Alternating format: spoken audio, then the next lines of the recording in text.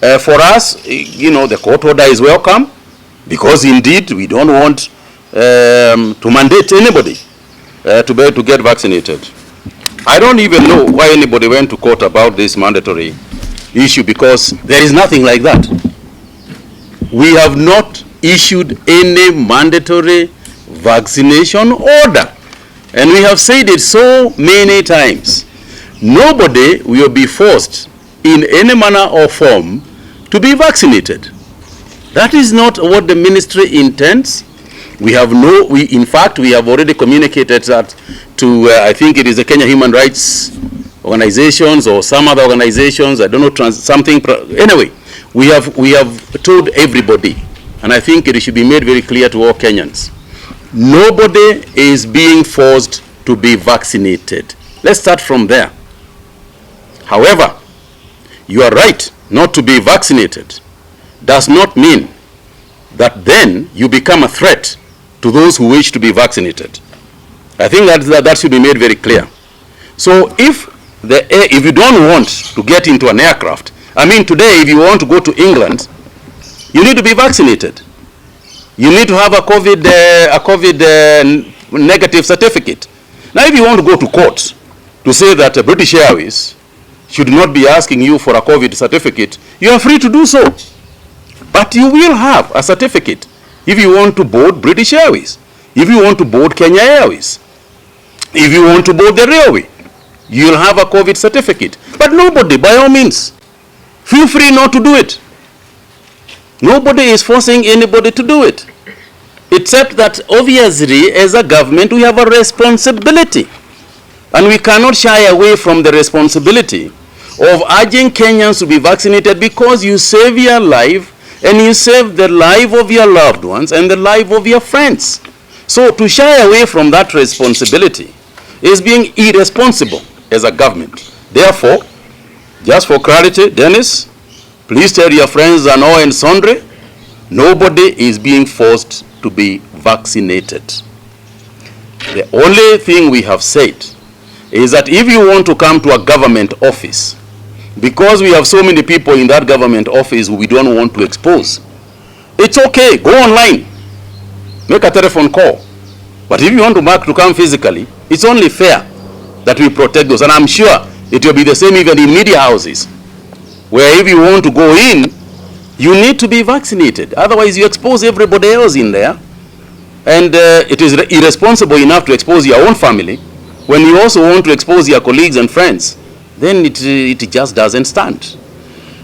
On the issues on why, Dennis, we are so keen on people being vaccinated is so that we don't go into lockdown. That's why. And I don't know how to say this. The reason ile kitu itasababisha lockdown ni kwa sababu hakuna watu wengi wanaenda kuchanjwa. Lakini tukiwa tumechanjwa, watu wengi wakienda kuchanjwa na tuwe tumechanjwa, hakuna haja ya lockdown, because you will notice that the sicknesses will not go up, and even if they go up, you'll notice that the fatality rate will still continue to be low. So the idea of a lockdown is to prevent people from interacting because they are going to get sick. But if they have been vaccinated, and we know that when you are vaccinated, it doesn't mean you cannot get the virus, but at least we know that you are protected sufficiently for you to either get it very mildly or not at all. So if that is the situation, if we can get people sufficiently vaccinated, there is no point of a lockdown. And that's why we are saying, even to go to a pub, even to go to a restaurant, you need to be vaccinated. And by the way, let me just say this. This is not a measure that is a Kenyan measure only. It is all over the world. If you go to most restaurants in the European countries, you will need to be vaccinated. And in fact, in most of them, not only do you need to be vaccinated, to enter a restaurant, you need to be vaccinated and a PCR test as well. So all we are saying is that we are keeping in touch with the rest of the world. But in addition to that, we are also saying and letting the whole world know that Kenya is on a vaccination mode. That also means that people who can come in as tourists, whether from the region or from overseas, know that it is a safe place to come. That's why they will come irrespective of whether there is COVID-19. But I think that we have seen increases in the positivity rate of COVID-19, and therefore it is paramount, it is critical and important that we do not in future rely on importation of vaccines, but rely on our own capacity. We have got the liquid necessities. We have got the scientists, and that is all. Once you have got the scientists, which we have in plenty, and we are a lucky nation because of putting education first, we have got the capacity to produce vaccines. I think it's a question of the will, the political will to get it done, and President Uhuru Kenyatta has given us that political will that we were looking for in order for us to move forward in production of the vaccines. The current situation where we have seen an increase in positivity rate, luckily has not yet graduated itself in terms of fatality rates. Our fatality rate still remains reasonably low. Hospitalization rate has begun to creep up a little bit. For instance, in Kiambu County, where we were at 0 people being hospitalized.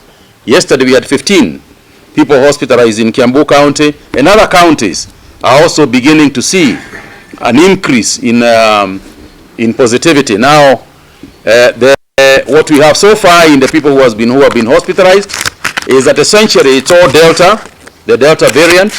We do not have anybody hospitalized with the Omicron variant, so we are hoping that that either A is a strain that is very mild, or B is something that we are going to overcome easily. Suffice it to say that tomorrow we are meeting with the Council of Governors to determine and to plan a way forward in terms of preparation, because there is no doubt that this new variant is most likely going to spread across the world, and therefore we need to be ready.